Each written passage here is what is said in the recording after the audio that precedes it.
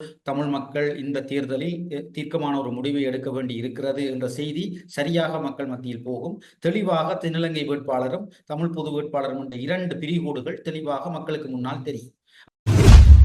கொள்கை அடிப்படையில் இதை ஏற்றுக்கொள்வதாக சொல்லுபவர்கள் தயக்கம் காட்டுவதில் பிரச்சனைகள் உண்டு. அது சிக்கலாக கொள்கை அடிப்படையில் இதை ஏற்றுக்கொள்பவர்கள் மிக வெளிப்படையாக தமிழ் மக்கள் பொதுச்சபையில் இணைந்து இதை முன்னெடுப்பதற்குரிய பணிகளை தான் செய்யவும்.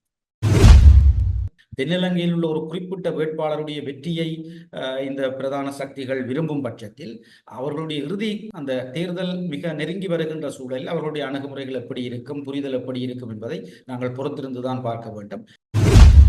இந்த மும்முனை போட்டி நான்முனை போட்டியாக மாறும் பட்சத்தில் அது யாருக்கு சாதகமானது என்ற அடிப்படையில் இருந்துதான் அவர்கள் முடிவுகளை எடுப்பார்கள். ஏனென்றால் அவர்களை பொறுத்தவரையில் தங்களுடைய அரசியல் எதிர்காலத்துக்கான அடித்தளத்தையும் பாதுகாக்க வேண்டும், தங்களையும் பாதுகாக்க வேண்டும். எல்லா இந்த விடயங்களும் நாங்கள் ஏற்கனவே வகுத்திருக்கின்ற அல்லது தீர்மானித்திருக்கின்ற முடிவின் அடிப்படையில் தமிழ் பொது வேட்பாளர் என்ற நிலைப்பாட்டில் நாங்கள் வெற்றி பெறுவோமாக இருந்தால் அது தென்னிலங்கை அரசியலில் ரணில் விக்ரமசிங்கேக்கும் பெரிய சவாலை ஏற்படுத்தலாம்.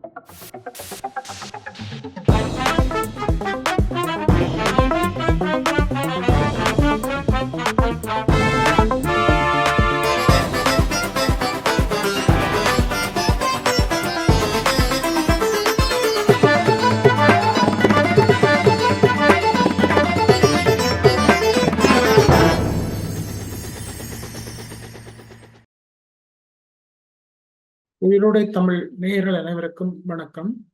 தாயர் களம் நிகழ்வுக்காக மீண்டும் ஒரு முறை உங்களை சந்திப்பதில் மகிழ்ச்சி அடைகின்றோம். ஜனாதிபதி தேர்தல் குறித்த தேதிகளை அறிவிப்பதற்கான அதிகாரம் தேர்தல் ஆணைக்குழுவுக்கு இப்போது கிடைத்திருக்கின்றது. இந்த நிலைமைகளில் கட்சிகளின் செயற்பாடுகளும் சுறுசுறுப்படைந்திருக்கின்றது. தமிழ் பொது வேட்பாளர் என்ற விடயமும் பேசு பொருளாகத்தான் இருக்கின்றது. இப்போது இந்த பின்னணியில் அரசியல் ஆய்வாளர், பத்திரிகையாளர், சமூக அரசியல் செயற்பாட்டாளர் யதீந்திர அவர்களை தாயர் களம் நிகழ்வுக்காக இந்த வாரம் சந்திக்கின்றோம். வணக்கம் யதீந்திர அவர்களே. வணக்கம். ஜனாதிபதி தேர்தல் குறித்த முக்கிய அறிவிப்பை தேர்தல் ஆணைக்குழு இம்மாத இறுதியில் வெளியிட இருக்கின்றது.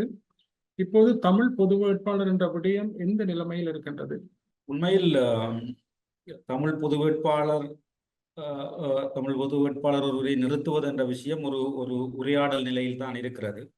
அது சம்பந்தமாக பல்வேறு தளங்களில் நாங்கள் கடந்த 4 மாதங்களுக்கு மேல் பணியாற்றி இருந்தாலும் கூட அடுத்த கட்டத்திற்கு செல்வது, அதாவது பொது வேட்பாளர் ஒருவரை நிறுத்துவது என்பது தமிழ் கட்சிகளும் தமிழ் மக்கள் பொதுச்சபையாக ஒன்றுபட்டிருக்கிற சிவில் சமூக அமைப்புகளின் அந்த கூட்டுணைவும் இணைந்த ஒரு பொது கட்டமைப்பை உருவாக்குகின்ற முயற்சி இன்னும் நிறைவு பெறவில்லை. அந்த முயற்சியின் பின்னர் தான் எந்த கட்சி எந்த சின்னத்தில் போட்டியிடுவது, யாரை நிறுத்துவது போன்ற விடயங்கள் பற்றி நாங்கள் விவாதிக்கு ஒரு முடிவுக்கு வர முடியும். அந்த விடயத்தை நோக்கி போவதற்கு ஆங்காங்கே சில சின்ன சின்ன தடைகள் இருக்கின்றன. அவற்றை தாண்டிவிட்டால் இந்த விடயம் அடுத்த கட்டத்தை நோக்கி செல்லும். ஆனால் ஒப்பீட்டு அடிப்படையில் ஆரம்பத்தில் இருந்த ஒரு இந்த தமிழ் பொது வேட்பாளர் என்ற விடயம் முன்னர் இருந்த ஒரு தீவிரத்தன்மையை சற்று இழந்திருப்பது போன்ற தோற்றம் தெரியக்கூடும். அதுக்கு காரணம் இந்த தமிழ் அரசியல் கட்சிகள், அதாவது கொள்கை அடிப்படையில் இந்த நிலைப்பாட்டை ஏற்றுக்கொண்டிருக்கின்ற கட்சிகளும் தமிழ் மக்கள் பொதுச்சபையும் ஒன்றிணைந்து அடுத்த கட்டத்தை நோக்கி போவதில் ஒரு காலதாமதம் ஏற்படுகின்ற காரணத்தினால் தான் இந்த தொய்வு நிலை ஏற்பட்டிருக்கிறது. ஆனால் தமிழ் மக்கள் பொதுச்சபை தமிழ் பொது வேட்பாளரை நிறுத்துவது என்ற நிலைப்பாட்டில் உறுதியாக இருக்கிறது. இந்த விடயத்தை முன்னோக்கி கொண்டு செல்ல வேண்டும், அதற்கு உடன்படக்கூடியவர்கள் இணைத்துக் கொண்டு பயணிக்க வேண்டும் என்ற அடிப்படையில் தன்னுடைய தொடர்ச்சியான செயற்பாடுகளை முன்னெடுத்து வருகிறது. அந்த தமிழ் மக்கள் பொதுச்சபைக்கும் 7 தமிழ் அரசியல் கட்சிகளுக்கும் இடையிலான புரிந்துணர்வு உடன்படிக்கை ஒன்று கடந்த 6ஆம் தேதி கைச்சாத்திடப்படுவதாக கூறப்பட்டிருந்தது. பின்னர் அது இந்த வாரத்தில் கைச்சாத்திடப்படலாம் என்ற ஒரு தகவலும் வெளியாகி இருந்தது. இது தொடர்ச்சியாக ஒத்திவைக்கப்படுவதற்கு என்ன காரணம்? இதில் அடிப்படையில் உண்மையில் நீங்கள் குறிப்பிட்டது போன்று கடந்த 6ஆம் தேதி இந்த ஒப்பந்தம் யாழ்ப்பாணத்தில் வைத்து கைச்சாத்திடப்படுவதாக இருந்தது. ஏனென்றால் அதற்கு முன்னர் நாங்கள் வவுனியாவில் ஒரு சந்திப்பை மேற்கொண்டிருந்தோம் அரசியல் கட்சி தலைவர்களோடு. அந்த சந்திப்பில் நாங்கள் எங்களுக்கு இடையில் ஏற்பட்ட இணக்கப்பாட்டின் அடிப்படையில் அந்த புரிந்துணர்வு உடன்பாடும் இறுதி செய்யப்பட்டது. அவர்களோடு கலந்துரையாடி அந்த புரிந்துணர்வு உடன்பாட்டை ஒரு நிகழ்வாக, அதை வெறுமனே வவுனியாவில் வைத்து ஒரு சிறிய விடயமாக முடித்து விடாமல் அதை ஒரு நிகழ்வாக, ஒரு தேசியத்துக்கான ஒரு தமிழ் தேச பணியாக முன்னெடுத்தல் என்ற அடிப்படையில் ஒரு ஆரம்ப நகர்வாக ஊடகங்கள் பெருமளவான ஊடக பிரசன்னத்தின் மூலம் அதை செய்யப்பட வேண்டும் என்ற அடிப்படையில் கட்சிகளிடமிருந்து ஒரு கோரிக்கை விடுக்கப்பட்ட காரணத்தினால் 6ஆம் தேதிக்கு அதை நாங்கள் 6ஆம் தேதி அந்த நிகழ்வை செய்வதாக திட்டமிட்டிருந்தோம். பின்னர் திருவாளர் இரா சம்பந்தன் அவர்களுடைய அந்த நிகழ்வு இருந்ததால் அந்த நேரத்தில் இதை செய்வது ஒரு பொருத்தமானதாக இருக்காது என்ற ஒரு கருத்து அரசியல் கட்சிகள் மத்தியிலிருந்து வந்த காரணத்தினால் இது பிற்போடப்பட்டது. அதன் பின்னர் ஒரு ஒரு உரிய திகதி ஒன்றை கட்சிகளுக்கும் பொதுச்சபைக்கும் இடையில் ஒரு ஒரு ஒரு திகதி ஒன்றை எடுப்பதில் காலதாமதம் ஏற்பட்டு கொண்டிருக்கின்றது. அந்த அடிப்படையில் தான் இது கொஞ்சம் இந்த இந்த உடன்பாடு கையெழுத்துக்கு செல்லுகின்ற விடயம், அந்த உடன்பாட்டை பூர்த்தி செய்கின்ற விடயம் கொஞ்சம் பின்னுக்கு போய் கொண்டிருக்கிறது. அது உண்மையில் ஊடகங்களில் இந்த 17ஆம் தேதி என்று குறிப்பிட்டாலும் உண்மையில் அது அந்த ஒரு தவறான தகவல். அது உண்மையில் அப்படி ஒரு முடிவு எடுக்கப்படவில்லை. இப்பொழுதும் அது சம்பந்தமான அந்த திகதியை எடுப்பதற்கான உரையாடல்கள் இடம்பெற்றுக் கொண்டிருக்கின்றன. பெருமளவுக்கு அது விரைவில் சரிவரும் என்று நான் நம்புகிறேன். உண்மையில் பல்தரப்பட்ட கட்சிகளை ஒன்றுபடுத்தி ஒரு விஷயத்தை செய்கின்ற பொழுது இப்படியான காலதாமதங்கள் தவிர்க்க முடியாதாக இருக்கும். ஏனென்றால் அதேவேளை தமிழ் தேசிய பரப்பில் தமிழ் பொது வேட்பாளர் தொடர்பாக ஒரு ஒரு உறுதியான நிலைப்பாடு என்பதில் கட்சிகள் மத்தியிலும் ஆங்காங்கே சின்ன சின்ன சில சில தயக்கங்களும் இருக்கக்கூடும். ஆனால் இவற்றையெல்லாம் கடந்துதான் நாம் செல்ல வேண்டி இருக்கிறது. என்றால் ஏற்கனவே தமிழ் தேசிய கட்சிகள் என்பது ஒரு ஒரு பலமான கட்டமைப்பின் கீழ் இருக்கின்ற கட்சிகள் அல்ல, அது எல்லோருக்கும் தெரிந்த விடயம்.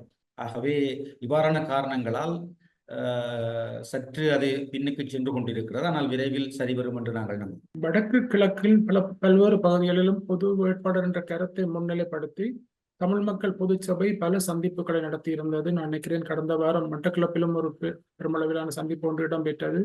100க்கும் மேற்பட்டவர்கள் அதில் கலந்து கொண்டிருந்ததையும் அவதானிக்க முடிந்தது. இந்த கருத்துக்கு தமிழ் மக்கள் மத்தியில் எந்த அளவுக்கு வரவேற்பு இருக்கின்றது?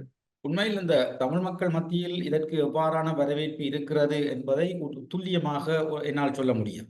ஏனென்றால் நீங்கள் சொன்னது போன்று சந்திப்புகள் இடம்பெற்றிருக்கின்றன. அந்த சந்திப்புகளில் அதிகமாக நாங்கள் இந்த விடயத்தோடு உடன்படக்கூடியவர்கள் அல்லது இந்த விடயத்தை பணியாற்றி கொண்டிருப்பவர்களுடைய அழைப்பின் பேரில் தான் பலர் இந்த சந்திப்புகளுக்கு வருகின்றார்கள்.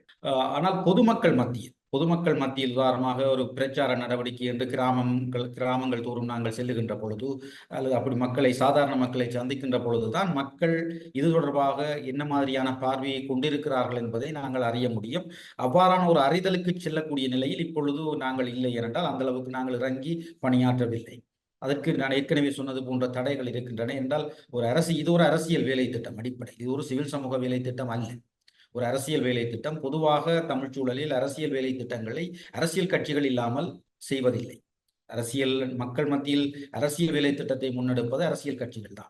அந்த அரசியல் கட்சிகளும் சிவில் சமூகம் ஒன்றிணைந்து ஒரு வலுவான கட்டமைப்பாக மக்கள் மத்தியில் பிரசன்னமாகின்ற பொழுதுதான் இது ஒரு பாரதூரமான விடயம் என்ற புரிதலும் மக்கள் மத்தியில் ஏற்படும். இது ஒரு பாரதூரமான விடயம் என்ற புரிதலை மக்கள் மத்தியில் ஏற்படுத்துவதற்கு நான் ஏற்கனவே சொன்னது போன்ற அந்த பொது கட்டமைப்பு உருவாக்கப்படாமல் இருப்பதும் ஒரு காரணம். அது உதாரணமாக இப்பொழுது நாங்கள் பொதுமக்கள் மத்தியில் பிரசன்னமாகின்ற பொழுது சிவில் சமூக பிரதிநிதிகள் தான் அங்கே பிரசன்னமாகிறார்களே தவிர அவர்களோடு அரசியல் கட்சிகள் பொது மேடையில் தோன்றவில்லை இதுவரைக்கும். அப்படி அரசியல் கட்சிகளும் சிவில் சமூக பிரதிநிதிகளும் தோன்றுகின்ற பொழுதுதான் இது ஒரு அரசியல் வேலை திட்டம் என்ற செய்தி மக்களுக்கு போகும். ஆகவே இது ஒரு தமிழ் மக்கள் இந்த தேர்தலில் தீர்க்கமான ஒரு முடிவை எடுக்க வேண்டி இருக்கிறது என்ற செய்தி சரியாக மக்கள் மத்தியில் போகும். தெளிவாக தென்னிலங்கை வேட்பாளரும் தமிழ் பொது வேட்பாளரும் என்ற 2 பிரிகோடுகள் தெளிவாக மக்களுக்கு முன்னால் தெரியும். ஆனால் இப்பொழுது அந்த நிலையை நோக்கி போக முடியாமல் இருக்கிறதுக்கு ஏற்கனவே சொன்ன காரணங்கள் தான் பிரதானமானது. ஆகவே தமிழ் மக்கள் உண்மையில் இந்த தமிழ் பொது வேட்பாளர் தொடர்பாக எவ்வாறான பார்வையை கொண்டிருக்கிறார்கள் என்பது உண்மையில் துல்லியமாக இப்பொழுது யாராலும் சொல்ல முடியாது. சந்திப்புகளில் பங்கு கொள்ளுகின்ற பொழுது அந்த சந்திப்புகளில் கலந்து கொள்ளுபவர்கள் ஆர்வமாக பேசுகிறார்கள். இது ஒரு தேவையான விடயம் என்பதை புரிந்து கொண்டதாக அவர்கள் கருத்துக்களை சொல்லுகிறார்கள். உண்மையில் அதிகமான உரையாடல்கள் யாழ் குடாநாட்டுக்குள் தான் இடம்பெற்றிருக்கிறதே தவிர பரவலாக அதற்கு வெளியில் பெரிய அளவுக்கு உரையாடல்கள் இடம்பெறவில்லை. அப்படி இடம்பெறுகின்ற பொழுதுதான் பரவலாக மக்கள் யாழ் குடாநாட்டுக்குள் மேற்கொள்ளப்பட்ட உரையாடல்களின் அடிப்படையில் மக்கள் ஆர்வமாக இருக்கின்ற ஒரு தோற்றம் தெரிகிறது. ஆனால் பரவலான ஒரு உரையாடலை செய்கின்ற பொழுதுதான் ஒரு ஒட்டுமொத்தமாக மக்கள் இதை பற்றி எவ்வாறு புரிந்து கொள்கிறார்கள் என்ற ஒரு முடிவுக்கு நாம் வர முடியும். அதே நேரம் ஜனாதிபதி தேர்தல் தொடர்பாகவும் பரவலான ஒரு ஒரு கரிசனை இன்னும் மக்கள் மத்தியில் ஏற்படவில்லை. ஒட்டுமொத்த ஜனாதிபதி தேர்தல் தொடர்பாகவே அவர்கள் மத்தியில் ஒரு கரிசனை ஏற்படவில்லை. சாதாரணமாக இப்பொழுது நாங்கள் ஒரு சலூனில் சென்று அங்கே பேசினால் இதை பற்றி மக்கள் ஜனாதிபதி தேர்தலை பற்றி என்ன நினைக்கிறார்கள் என்றால் அங்கே சொல்லுவார்கள் அதை பற்றி யாரும் இப்பொழுது அக்கறைப்படவில்லை. ஆகவே அது ஒரு உண்மையில் இருந்த ஜனாதிபதி தேர்தலில் வாக்களிப்பது என்பது ஒரு இறுதி காலகட்டத்தில் தான், குறிப்பாக ஒரு 2 வாரங்களுக்குள் தான் இது ஒரு ஒரு ஒரு கொதிநிலை அடையும். அந்த நேரத்தில் இந்த தமிழ் பொது வேட்பாளர் எவ்வாறு மக்களால் பார்க்கப்படுகிறார்கள் என்பதுதான் இதன் வெற்றி தோல்வியை தீர்மானிக்கும். ஜனாதிபதி வேட்பாளர்கள் அனைவருமே இப்போது தமிழ் மக்களை நோக்கி வர தொடங்கி இருக்கின்றார்கள்.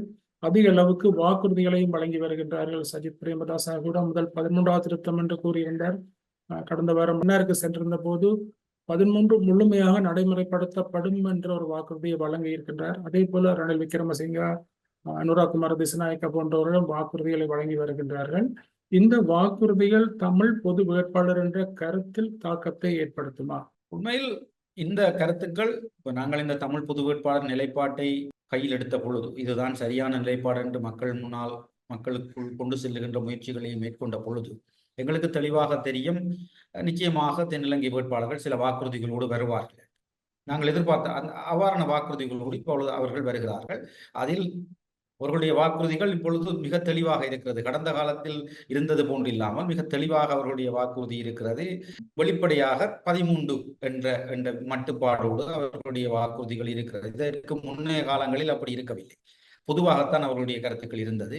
தேர்தல் முடிந்த பிறகு நாங்கள் பல்வேறு விஷயங்களை செய்வோம், ஆகவே எங்களை நம்புங்கள் என்ற அடிப்படையில் தான் இதுவரையும் தேர்தல் பிரச்சாரங்களை அவர்கள் மேற்கொண்டிருக்கிறார். 2015 நீங்கள் எடுத்தால் மக்களுக்கு உச்சபட்சமான அரசியல் தீர்வு, புதிய அரசியல் யாப்பு என்ற விஷயங்கள் தான் அங்கு பேசப்பட்டது. 13 பேசப்படவில்லை. ஆனால் இப்பொழுது அந்த ஆட்சியின் பிரதான சூத்திரதாரியான ரணிலே தெளிவாக சொல்லுகிறார். அதுவும் சம்பந்தன் ஐயாவினுடைய இறுதி நிகழ்விலேயே சொல்லிவிட்டு போகிறார். அவருடைய தோல்வியையும் அவர் பறைசாற்றியதாகத்தான் அமைந்திருந்தது.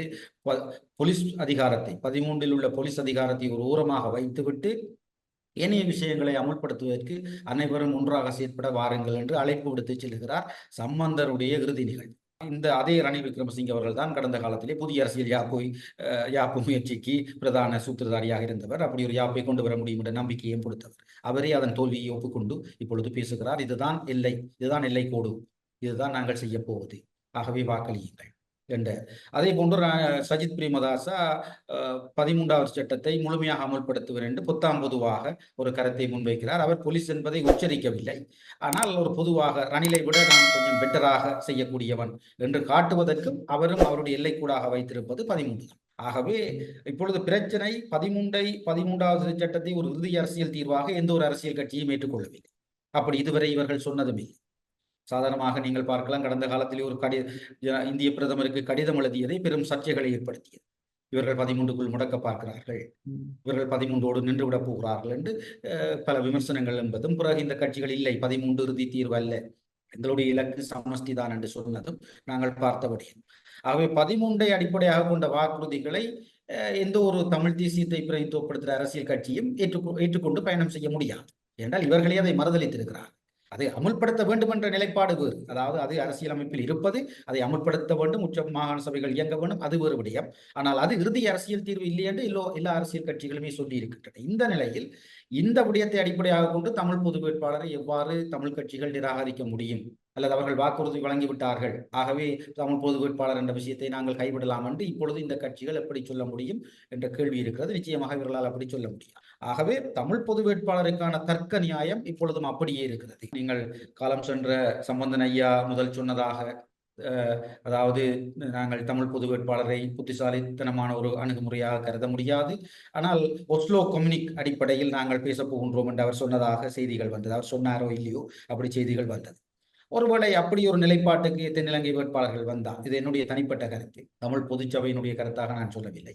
ஒருவேளை ஒஸ்லோ கம்யூனிக்கின் அடிப்படையில் என்றால் அது சமஷ்டி அடிப்படையிலான தீர்வை பரிசீலிப்பதற்கான ஒரு இணக்கப்பாடு காணப்பட்டது. எக்ஸ்ப்ளோரிங் என்ற சொல் தான் அங்கு பயன்படுத்தப்பட்டது. ஆகவே அப்படி ஒரு இணக்கப்பாட்டுக்கு அந்த எக்ஸ்ப்ளோரிங் என்றதை எடுத்துவிட்டு, என்றால் ஏற்கனவே இணக்கப்பாட்டுக்கான உடன்பாடு விடுதலை புலிகளுக்கும் அரசுக்கும் இடையிலே ஏற்படுத்தப்பட்டு விட்டது, ரணில் விக்ரமசிங்கே அரசுக்கு அந்த நேரத்தில்.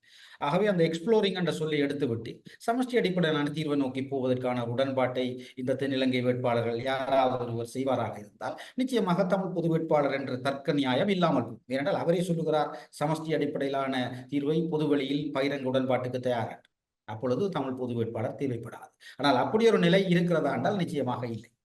எந்த ஒரு தென்னிலங்கை வேட்பாளரும் அந்த ரிஸ்கை எடுக்க மாட்டார் தமிழ் மக்களுடைய வாக்குகளுக்காக. அவை தமிழ் மக்களுடைய வாக்குகளுக்காக அவர் தென்னிலங்கை வாக்குகள் பறிபோய்விடக் கூடாது என்ற அந்த ரிஸ்க் அந்த அந்த அந்த நிலைப்பாட்டில் தளர்வை ஏற்படுத்தாமல் ஒரு கொள்கை சார்ந்த தீர்மானத்தை எடுக்காமல் இருக்கின்ற சூழலில் தமிழ் பொது வேட்பாளர் என்ற கொள்கை சார்ந்த தீர்மானத்தை தளர்த்த வேண்டிய எந்த தேவையும் இல்லை என்பதுதான் இப்பொழுது உள்ள தர்க்க நியாயம். தமிழரசு கட்சியின் தலைவர் மாவை சேனாதிராஜா, அக்கட்சியின் தலைவராக தெரிவாகி இருக்கின்ற ஸ்ரீதரன் போன்றவர்கள் பொது வேட்பாளர் என்ற விடயத்துக்கு ஆதரவாக இருக்கின்றார்கள். இருந்த போதிலும் சுமந்திரன் இதனை எதிர்க்கின்றார். இந்த நிலைமையில் கட்சி என்ற நிலைமையில் தமிழரசு கட்சி இவ்விடயத்தில் எவ்வாறான நிலைப்பாட்டை எடுக்கும்? ஒரு அரசியல் ஆய்வாளர் என்ற முறையில் உங்களுடைய பார்வை என்ன? என்னுடைய பார்வையில் நிச்சயமாக இலங்கை தமிழரசு கட்சி உத்தியோகபூர்வமான நிலைப்பாடு எதையுமே எடுக்கப் போவதில்லை. அப்படி ஒரு நிலைப்பாட்டை எடுக்கக்கூடிய சூழலும் அவர்களுக்குள் இல்லை. இவ்வளவு உதாரணமாக அவர்கள் உத்தியோகபூர்வமான நிலைப்பாடு ஒன்று எடுப்பதாக இருந்தால் நிச்சயமாக தேர்தல் திகதி அறிவிக்கப்பட்டு வேட்பாளர்கள் அவர்களுடைய தேர்தல் விஞ்ஞாபனத்தையும் முன்வைத்த பின்னர் தான் அவர்கள் நிச்சயமாக ஒரு தங்களுடைய கட்சி சார்ந்த நிலைப்பாடு என்ன என்று சொல்ல முடியும். அவர்கள் ஏற்கனவே அப்படித்தான் சொல்லியிருக்கிறார்கள். தேர்தல் அறிக்கைகளை எல்லாம் பரிசீலனை செய்து அப்படித்தான் வழமையாக அவர்கள் செய்வது வழக்கம். சரியா, தேர்தலுக்கு ஒரு வாரத்துக்கு முன்னர் தான் அவர்கள் தங்களுடைய உத்தியோகபூர்வ நிலைப்பாட்டை அறிவிப்பார்கள். அதில் கூட இந்த முறை சிக்கல் உண்டு. அந்த உத்தியோகபூர்வ நிலைப்பாடு என்பது நிச்சயமாக ஒரு வேட்பாளரை நோக்கியதாகத்தான் இருக்க முடியும். ஏற்கனவே ஸ்ரீதரன் போன்றவர்கள் தமிழ் பொது வேட்பாளர் நிலைப்பாட்டை ஆதரிக்கிறார்கள். அதே நேரம் ஸ்ரீதரனும் அவருடைய ஆதரவாளர்களும் அதை ஆதரிக்கிறார்கள். பொதுவழிகள் அதற்கு ஆதரவாக பேசி வருகின்றார்கள். அதே நேரம் திரு சுமந்திரன் மிக வெளிப்படையாக தன்னுடைய நிலைப்பாட்டை சொல்லி வருகிறார். தமிழ் பொது வேட்பாளரை தோற்கடிப்பேன் என்பதையும் அவர் தன்னுடைய வெளிப்படையாக பேசியிருக்கிறார். தமிழ் பொது வேட்பாளர் நிலைப்பாட்டை எந்த வகையிலேயும் ஏற்றுக்கொள்ளாத ஒருவராக அவர் தன்னை வெளிப்படுத்தி இருக்கிறார். அது ஒரு அவரை பொறுத்தவரையில் அது ஒரு தவறான அணுகுமுறை. ஆகவே அதை நான் தோற்கடிப்பேன் என்ற நிலைப்பாட்டை அவர் கொண்டிருக்கிறார். ஒரு வகையில் எங்களுக்கு சுமந்திரனுடைய அணுகுமுறை ஒரு வகையில் நேர்மையானது என்றால் மிக தெளிவாக இருக்கிறது என்பது என்னுடைய அபிப்பிராயம். ஆகவே சுமந்திரனை பற்றி நாங்கள் அலட்டிக் கொள்ள தேவை. ஆனால் கொள்கை அடிப்படையில் இதை ஏற்றுக்கொள்வதாக சொல்லுபவர்கள் தயக்கம் காட்டுவதில் பிரச்சனைகள் உண்டு. அது சிக்கலானது. கொள்கை அடிப்படையில் இதை ஏற்றுக்கொள்பவர்கள் மிக வெளிப்படையாக தமிழ் மக்கள் பொதுச்சபையில் இணைந்து இதை முன்னெடுப்பதற்குரிய பணிகளை தான் செய்ய வேண்டும். சுமந்திரனை பற்றி நாங்கள் அலட்டிக் கொள்ள தேவையில்லை. நிச்சயமாக இலங்கை தமிழரசு கட்சி உத்தியோகபூர்வ நிலைப்பாட்டை எடுக்காது. அதே நேரம் தமிழ் பொது வேட்பாளர் நிலைப்பாட்டுக்கு எதிரான இந்த 2 நிலைப்பாடும் அதற்குள் இருக்கும். ஆனால் இறுதி நேரங்களில் ஒருவேளை தமிழ் மக்கள் பொதுச்சபை இந்த விடயத்தை முன்கொண்டு செல்வதில் தடைகளை எதிர்கொள்கின்ற பொழுது அல்லது தடுமாறுகின்ற பொழுது வேணுமென்றால் அவர்கள் தங்களுடைய நிலைப்பாடுகளை ஸ்ரீதரன் கூட தளர்த்தி கொள்ளலாம். ஏனென்றால் இது அடுத்த கட்டத்துக்கு போகாது என்று கருதினால் அவர்கள் ஒரு நிலைப்பாட்டுக்கு வர வேண்டி வரும். அப்பொழுது அவர்கள் தங்களுடைய நிலைப்பாட்டை ஏன் கைவிடுகிறோம் என்பதற்கு ஒரு விளக்கத்தை அவர்கள் சொல்லக்கூடும். ஆனால் தமிழரசு கட்சியை பொறுத்தவரையில் உத்தியோகபூர்வ நிலைப்பாட்டை அவர்கள் எடுக்க மாட்டார்கள். அது ஏனென்றால் இப்போ அவர்களால் உத்தியோகபூர்வமான நிலைப்பாடு எடுக்க முடியாத அளவுக்கு அவர்களுடைய கட்சி உள்சிக்கல்கள் இருக்கின்றன. தமிழ் கட்சி தலைவருடனும் வெளிநாட்டு தூதுவர்கள் மற்றும் அமைச்சர்கள் நடத்தும் சந்திப்புகளின் போதும் இந்த பொது வேட்பாளர் என்ற விடயம் முக்கியமாக பேசப்படுகின்றது. அண்மையில் இந்திய உயர்ஸ்தானியரை தமிழ் கட்சியில் சந்தித்த போதும் இந்த விடயம் முக்கியமாக எழுப்பப்பட்டிருந்தது. இலங்கை விடயத்தில் அதிக அளவுக்கு செல்வாக்கை செலுத்த, குறிப்பாக அந்த தேர்தல் விடயத்தில் கூட தங்களுடைய செல்வாக்கை செலுத்த வேண்டும் என்று எதிர்பார்த்திருக்கின்ற சர்வதேச நாடுகள் அல்லது சர்வதேச சமூகம் அல்லது இந்தியா இந்த பொது வேட்பாளர் விடயத்தை எவ்வாறு பார்க்கின்றன? உண்மையில் இதுவரை இந்தியா உண்மையில் எவ்வாறு பார்க்கின்றது என்பது ஒரு வெளிப்படையான, பொதுவாக இந்த ராஜதந்திர அணுகுமுறைகள் வெளிப்படையானதாக இருப்பதில்லை. அவர்கள் பயன்படுத்துகிற சில சொற்களின் வழியாகத்தான் நாங்கள் அவர்களை புரிந்து கொள்ள முயற்சிக்கலாம். அந்த வகையில் இதுவரை இந்த அண்மையில் 5 கட்சிகளை அழைத்து இந்திய தூதுவர் சந்தித்திருந்தார். உண்மையில் அந்த சந்திப்பு கிடைத்த தகவலின்படி அது உண்மையில் அவராக சந்திக்கவில்லை என்ற தகவலை நான் அறிந்தேன். ஏனென்றால் கட்சிகளுடைய ஒரு கட்சி 5 கட்சிகளில் ஒன்று ஒரு வேண்டுகோளை முன்வைத்ததன் விளைவாகத்தான் அந்த சந்திப்பு இடம்பெற்றதாக நான் அறிந்திருக்கிறேன். ஏனென்றால் டாக்டர் ஜெய்சங்கர் அவர்கள் இலங்கை விஜயம் செய்த பொழுது அவர் ஜனநாயக தமிழ் தேசிய கூட்டணியினுடைய அனைத்து கட்சிகளையும் அந்த சந்திப்பில் பங்கு கொள்ளவில்லை. ஆனால் மாவை சேனாதிராஜா ஒரு நாடாளுமன்ற உறுப்பினராக இல்லாத பொழுதும் கட்சி தலைவர் என்ற அடிப்படையில் அந்த சந்திப்பில் பங்கு கொண்டிருந்தார். அதனால் இவர்கள் கொஞ்சம் குறைப்பட்டு கொண்டதாக ஒரு தகவல் உண்டு. அதன் விளைவாக இவர்கள் அந்த குறைப்பட்டதன் காரணமாக இவர்களோடு அந்த சந்திப்பு இடம்பெற்றது. தூதுவர் அந்த சந்திப்பை மேற்கொண்டிருந்தார். அந்த சந்திப்பின் பொழுதும் இது ஒரு சிறந்த சந்தர்ப்பம், இதை நீங்கள் பயன்படுத்தி கொள்ள வேண்டும் என்ற தொனியில் தான் அவர் பேசியிருக்கிறார். தமிழ் பொது வேட்பாளர் நிலைப்பாட்டில் பங்கு கொண்ட அனைவரும் தமிழ் பொது வேட்பாளர் நிலைப்பாட்டை தெரிவித்திருக்கின்றார்கள். அதன் பொழுது அது மக்கள் வாக்களிப்பார்களா என்ற ஒரு கேள்வியும் அங்கிருந்து வந்திருக்கிறது. ஏனென்றால் உங்கள் மத்தியில் வேறுபட்ட அபிப்பிராயங்கள் இருக்கின்றன. ஆகவே அந்த இப்படி வேறுபட்ட அபிப்பிராயங்கள் எல்லாம் அது தொடர்பாக இருக்கின்ற பொழுது எப்படி அதை முன்னெடுப்பது என்ற கேள்வி அங்கிருந்து வந்ததாக அறிய முடிகிறது. அதே போன்றுதான் அமெரிக்க தூதுவர் ஜனநாயக தமிழ் தேசிய கூட்டணியின் நாடாளுமன்ற உறுப்பினர்கள் மற்றும் ஸ்ரீதரன் போன்றவர்களை யாழ்ப்பாணத்தில் சந்தித்த பொழுதும் இந்த கேள்வி இப்படியான கேள்வி, அதாவது செய்தால் அதை சரியாக செய்ய வேண்டும் என்ற ஒரு துணியில் கருத்து சொன்னதாக தகவல்கள் வெளிவந்தது. அந்த அடிப்படையில் பார்த்தால் தமிழ் பொது வேட்பாளர் என்ற நிலைப்பாட்டை ஒரு புத்திசாதுரியமான அல்லது அது அவர்களுடைய மொழி, நீங்கள் எல்லோரும் ஒன்றுபட்டு அதை சாத்தியப்படுத்தக்கூடிய ஒரு விடயமாக அவர்கள் கருதுவது போன்று தெரியவில்லை. ஆனால் அதுக்காக அவர்கள் இதை தவறானதென்றோ அல்லது பொருத்தமற்றதென்றோ சொல்லவில்லை. அப்படியான சொற்களை அவர்கள் பயன்படுத்த மாட்டார்கள். இது உங்களுடைய வியாபாரம், நீங்கள் அதை செய்தால் சரியாக செய்ய வேண்டும் என்ற அடிப்படையில் தான் அது இருக்கின்றது. ஆனால் இறுதி நேரங்களில் இது எவ்வாறு மாற்றமுறும் என்பதை நாங்கள் இப்போதைக்கு ஊகிக்க முடியாது. ஏனென்றால் தென்னிலங்கையில் உள்ள ஒரு குறிப்பிட்ட வேட்பாளருடைய வெற்றியை இந்த பிரதான சக்திகள் விரும்பும் பட்சத்தில் அவர்களுடைய இறுதி அந்த தேர்தல் மிக நெருங்கி வருகின்ற சூழலில் அவர்களுடைய அணுகுமுறைகள் எப்படி இருக்கும், புரிதல் எப்படி இருக்கும் என்பதை நாங்கள் பொறுத்திருந்துதான் பார்க்க வேண்டும். நிச்சயமாக பிரதான தூதரகங்கள் இந்த தமிழ் பொது வேட்பாளர் என்ற நிலைப்பாட்டை மகிழ்ச்சியோடு உற்சாகப்படுத்தக்கூடிய ஒரு விடயமாக அவர்கள் இல்லை என்பது தெளிவாக தெரிகிறது. ஆனால் இது உங்களுடைய பிசினஸ், நீங்கள் தான் அதை செய்ய வேண்டும். அது பொருத்தமானதா, பொருத்தம் இல்லையா, சிறந்ததா, சிறந்தது இல்லையா என்பதை நீங்களே தீர்மானித்துக் கொள்ளுங்கள் என்ற அடிப்படையில் அவர்களுடைய மொழி பிரயோகம் இருக்கிறது. அதிலிருந்தே விளங்குகிறது அவர்கள் இதை அவ்வளவு தூரம் விரும்பவில்லை. கொழும்பு அரசியலை பொறுத்தவரையில இன்று எழுகின்ற முக்கியமான கேள்விகளில் ஒன்று மொட்டு அணி, அதாவது பொதுஜன பெரமுன ரணில் விக்ரமசிங்காவை ஆதரிக்குமா அல்லது தனியான ஒரு வேட்பாளரை களத்தில் இறக்குமா என்பதுதான். உங்களுடைய பார்வையில் அவர்களுடைய முடிவு எவ்வாறானதாக இருக்கும்? இப்பொழுது இருக்கின்ற நிலைமையில் உண்மையில் இந்த தென்னிலங்கை அரசியலை பற்றி நாங்கள் ஒரு பொது அவதானத்தின் அடிப்படையில் தான் கருத்துக்களை சொல்ல முடியும். என்றால் எங்களுக்கு இந்த தென்னிலங்கை அரசியல் அரங்குக்குள் என்ன மாதிரியான விடயங்கள் நகர்கின்றன, எவ்வாறான காய் நகர்த்தல் இடம்பெறுகின்றன உண்மையிலே எங்களுக்கு தெரியாது. ஆனால் ஒரு பொது அவதானத்தின் அடிப்படையில் கூறுவதாக இருந்தால் எந்த ஒரு முடிவும் தங்களுடைய இருப்பை பாதுகாத்தல் என்ற அடிப்படையில் இருந்துதான் அந்த முடிவுகள் நிச்சயமாக நிகழும். ஏனென்றால் இப்பொழுது இருக்கிற நிலையில் ஒரு மும்முனை போட்டி தெரிகின்றது. இந்த மும்முனை போட்டி நான்முனை போட்டியாக மாறும் பட்சத்தில் அது யாருக்கு சாதகமானது என்ற அடிப்படையில் இருந்துதான் அவர்கள் முடிவுகளை எடுப்பார்கள். ஏனென்றால் அவர்களை பொறுத்தவரையில் தங்களுடைய அரசியல் எதிர்காலத்துக்கான அடித்தளத்தையும் பாதுகாக்க வேண்டும், தங்களையும் பாதுகாக்க வேண்டும். என்றால் தங்களை பாதுகாக்க முடியாத ஒரு தரப்பு அதிகாரத்துக்கு வருமாக இருந்தால் அல்லது தங்களுக்கு பெரும் நெருக்கடிகளை தரக்கூடிய ஒரு சக்தி அதிகாரத்துக்கு வருமாக இருந்தால் அவர்களுடைய இரண்டு திட்டங்களுமே அவருடைய பாதுகாப்பும் கேள்விக்குள்ளாகி அவருடைய எதிர்கால அரசியல் இருப்பும் கேள்விக்குள்ளாகி. இந்த நிலையில் அந்த எதிர்கால அரசியல் இருப்பை பாதுகாத்துக் கொண்டு சமகாலத்தை கையாள்வதற்கான ஒரு வாய்ப்பையும் தேடிக்கொள்ளக்கூடிய ஒரு முடிவை தான் அவர்கள் எடுப்பார்கள் என்று நான் என்னுடைய அவதானம். அந்த வகையில் பார்த்தால் இந்த மும்முனை போட்டி நான்முனை போட்டியாக மாறினால் அதில் உள்ள விளைவுகள் என்ன என்பதை கணித்துத்தான் அவர்கள் இறங்குவார்கள். நிச்சயமாக இப்பொழுது இருக்கின்ற சூழலில் திரு ரணில் விக்ரமசிங்க என்ன மாதிரியான ஒரு கூட்டணியினூடாக அவர் தன்னை வெளிப்படுத்த போகிறார் என்பது இதுவரை தெரியவில்லை. இந்த மாத இறுதிக்குள் அவருடைய இந்த தேர்தல் கூட்டணியை அறிவிப்பார் என்றும் சொல்லப்படுகிறது. நிச்சயமாக கிடைக்கின்ற தகவலின்படி அல்லது அவதானத்தின்படி அவர் இப்பொழுது இருக்கின்ற நிலையில் ராஜபக்சேக்களை முழுமையாக புறக்கணித்துக் கொண்டு அவரால் ஒரு கூட்டணி அமைக்க முடியுமா என்ற ஒரு கேள்வி இருக்கிறது. அந்த அளவுக்கு அவரிடம் பலம் இருக்கிறதா என்ற கேள்வி இருக்கிறது. ஏனென்றால் அவருடைய கட்சி பலவீனமாக இருக்கிறது. அவரிடம் ஒரு கட்டமைப்பு இல்லை இந்த தேசிய ரீதியாக.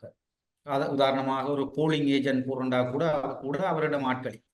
இவ்வாறான நிலையில் கட்டமைப்பு பலம் உள்ள ஒரு கட்சியோடு இணைந்துதான் அவர் இந்த அரசியல் பயணத்தை செய்ய முடியும். அப்படி பார்த்தால் கட்டமைப்பு பலம் உள்ள ஒன்று சஜித் பிரேமதாச அவரோடு இணைந்து ஒரு உடன்பாட்டுக்கு செல்ல வேண்டும். அப்படி சென்றால் அவருக்கு ஒரு பிரச்சனையும் இல்லை. அல்லது சஜித் பிரேமதாசாவுடைய கருத்துக்களை பார்த்தால் அவர் இணைந்து செல்லக்கூடியவராக தெரியவில்லை. இறுதியில் என்ன நடக்கிறதோ தெரியாது இப்பொழுது இருக்கின்ற நிலையில். ஏனென்றால் அவர் தான் வெற்றி பெறக்கூடியவர் என்று கருதுகின்ற காரணத்தினால் அவர் யாரோடும் கூட்டுக்கு செல்ல வேண்டிய தேவை இல்லை என்று அவர் கருதுகிறார். அவர் வெற்றி பெறக்கூடியவர் என்று கருதுவதற்கு முக்கியமான காரணங்கள் ஒன்று, தமிழ் வாக்குகள் எல்லாம் தனக்குத்தான் கிடைக்கும் என்று அவர் நம்புகின்றார் போன்று தெரிகிறது. தன்னோடு தான் எல்லா மக்கள் நிற்பார்கள் என்று நம்புகின்றார் போன்று தெரிகிறது. ஒருவேளை ரணில் விக்ரமசிங்க மஹிந்த ராஜபக்சோடு இணைந்து பயணிக்கின்ற போது தமிழ் மக்கள் அவரை விரும்பாமல் விடக்கூடும் என்று அவர் கணிக்கலாம். அந்த கணிப்பு எவ்வளவு தூரம் சரியாக இருக்கும் என்பதும் ஒரு கேள்வி. இந்த நிலையில் ரணில் விக்ரமசிங்கை பொறுத்தவரையில் மஹிந்த ராஜபக்சவை அப்படி புறக்கணித்து விட்டு முழுமையாக விலத்தி கொண்டு ஒரு கூட்டணியை அவருக்கு அமைக்க முடியுமா என்ற கேள்வி இருக்கு. இந்த நிலையில் இருந்துதான் அவர்கள் ஒருவரை வேட்பாளராக நிறுத்துவதா இல்லையா என்ற கேள்விக்கு பதில் வெளியில் வரும். ஏனென்றால் இந்த ரணில் விக்ரமசிங்கவின் இந்த கூட்டணி உபாயம் எவ்வாறு அமைகிறதோ அதற்கேற்பத்தான் மொட்டு தன்னுடைய முடிவை எடுக்கும். ஜனாதிபதி ரணில் விக்ரமசிங்கவை பொறுத்தவரையில் நடைபெறப் போகும் ஜனாதிபதி தேர்தலில் அவர் எதிர்கொள்ள வேண்டி இருக்கிற பிரதான சவாலாக எது அமையும் என்று நீங்கள் கருதுகின்றீர்கள்? அவருடைய பிரதான சவாலாக நான் பார்ப்பது முக்கியமாக தென்னிலங்கை வாக்குகளை எப்படி அவர் பெறப்போகின்றார் என்றால், அவருடைய இவ்வளவு கால அரசியல் அனுபவத்தில் அவருக்கு கிடைத்திருக்கின்ற படிப்பினை, அவர் மிகவும் ஆற்றல் வாய்ந்தவர் என்று கருதப்படுபவர், அனுபவம் வாய்ந்தவர் என்று கருதப்படுபவர், சர்வதேசத்தை கையாளக்கூடியவர் என்றெல்லாம் கருதப்படுபவர் என்பது உண்மையாக இருந்தாலும், சாதாரண சிங்கள மக்கள் மத்தியில் அவர் எங்களுடைய ஆள் என்ற ஒரு புரிதல் இவ்வளவு காலத்திலும் ஏற்படவில்லை. அதுதான் அவருடைய தோல்விக்கும் காரணமாக யுத்தத்துக்கு பின்னரான இடம்பெற்ற 3 தேர்தல்களிலும் அவரால் ஒரு ஜனாதிபதி வேட்பாளராக வர முடியும். 2010 அவரை நிறுத்துவதற்கு உடன்பாடு காணப்படவில்லை. காரணம், அவரை நிறுத்தினால் சிங்கள மக்கள் வாக்களிக்க மாட்டார்கள். 2015 அவரால் வேட்பாளராக வர முடியவில்லை. மைத்திரியை இறக்கித்தான் ஆட்சியை மாற்ற வேண்டியிருந்தது. உண்மையில் அது ரணிலை இறக்கித்தான் அந்த ஆட்சி மாற்றம் நடந்திருக்க வேண்டும். ஆனால் அது முடியவில்லை. காரணம், ரணிலை இறக்கினால் தோல்வி அடைந்து விடுவோம் என்ற காரணத்தினால் தான் அந்த முடிவுக்கு வரவில்லை. பிறகு 2019 சஜித் பிரேமதாச உடைத்துக் கொண்டு வெளியேறி அவரை ஒரு கிட்டத்தட்ட அவருடைய கட்சியை இல்லாமலாக்கினார். இப்படிப்பட்ட பின்னணியில் தான் அவருடைய அரசியல் பயணம் நடந்திருக்கிறது. இவ்வாறான அனுபவங்களை கொண்டிருக்கிற அவருடைய பிரதான சவால் என்னை பொறுத்தவரையில் தமிழ் எண்ணிக்கையில் சிறுபான்மையான மக்களின் வாக்குகள் அல்ல. எண்ணிக்கையின் சிறுபான்மையான மக்களின் வாக்குகள், அதாவது நாங்கள் பொது வேட்பாளர் என்ற நிலைப்பாடு வெற்றிகரமாக முன்னெடுக்கப்படாவிட்டால் என்னுடைய கணிப்பின்படி தமிழ் மக்கள் அவருக்கு வாக்களிக்க கூடும். வாக்குகள் சஜித் பிரேமதாச ரணில் என்று பிரியக்கூடும் பொது வேட்பாளர் தோல்வியடையும். ஆனால் தென்னிலங்கையில் அடித்தள சிங்கள மக்களுடைய வாக்குகளை பெறுவதுதான் அவருடைய பிரதான சவாலை இருக்கின்றது. அதில் தான் அவருடைய வெற்றியும் தங்கி இருக்கிறது. அதில் கணிசமான வாக்குகளை அவர் பெறுகின்ற பட்சத்தில் தான் எண்ணிக்கையில் சிறுபான்மையான மக்களின் வாக்குகள் அவருடைய வெற்றிக்கு பயன்படும். ஆனால் கடந்த காலங்களிலே 2005 தேர்தலில் அவர் தோல்வியடைந்தார். அந்த நேரத்தில் ஒரு நெக் டு நெக், அந்த ஒரு மட்டுக்கு மட்டான ஒரு போட்டி நிலையின் பொழுது தமிழ் மக்களுடைய வாக்குகள் அவருடைய வெற்றிக்கு தேவைப்பட்டது. அது கிடைக்கவில்லை. அதனால் அவர் தோல்வியடைந்தார். இம்முறை அதற்கான வாய்ப்பு உண்டு. ஆனால் அதற்கு முதல் எல்லாவற்றையும் விட அவர் தென்னிலங்கையில் கணிசமான வாக்குகளை உறுதிப்படுத்துகின்ற ஒரு நகர்வில் அவர் வெற்றி பெற வேண்டும். அப்படி வெற்றி பெறுகின்ற பட்சத்தில் அவருக்கு எண்ணிக்கையில் சிறுபான்மையான மக்களின் வாக்குகள், முக்கியமாக தமிழ் மக்களின் வாக்குகள் அவருடைய வெற்றிக்கு பயன்படும் என்ற வியூகத்தை அவர் வகுக்கக்கூடும். இந்த விடயங்களும் நாங்கள் ஏற்கனவே வகுத்திருக்கின்ற அல்லது தீர்மானித்திருக்கின்ற முடிவின் அடிப்படையில் தமிழ் பொது வேட்பாளர் என்ற நிலைப்பாட்டில் நாங்கள் வெற்றி பெறுவோமாக இருந்தால் அது தென்னிலங்கை அரசியலில் ரணில் விக்ரமசிங்கேக்கும் பெரிய சவாலை ஏற்படுத்தலாம். ஆனால் அது நாங்கள் இந்த விடயங்களை நகர்த்தி கொண்டிருக்கிறோம். உண்மையில் அது எதிர்பார்த்ததை விட வேகம் குறைவாக இருக்கின்றது. நாங்கள் அதை எப்படி கொண்டு போகின்றோம் என்பதில் தான் இந்த விடயங்களுக்கு அவர் என்னை பொறுத்தவரையில் ரணில் விக்ரமசிங்கனுடைய பிரதான சவால் இப்பொழுது தென்னிலங்கையில் எப்படி அவர் ஒரு பிரதான வேட்பாளராக எழுச்சி கொள்வது என்பதில் தான் அவருடைய பிரதான சவால் இருப்பதாக நான் நம்புகிறேன். நன்றி திரு யதீந்திரா அவர்களே. உங்களுடைய நேரத்தை ஒதுக்கி இந்த நேர்காணலை வழங்கியமைக்காக லண்டன் உயிரோடை தமிழ் வானொலியின் சார்பில் நன்றிகளை தெரிவித்துக் கொள்கின்றோம். வணக்கம். வணக்கம்.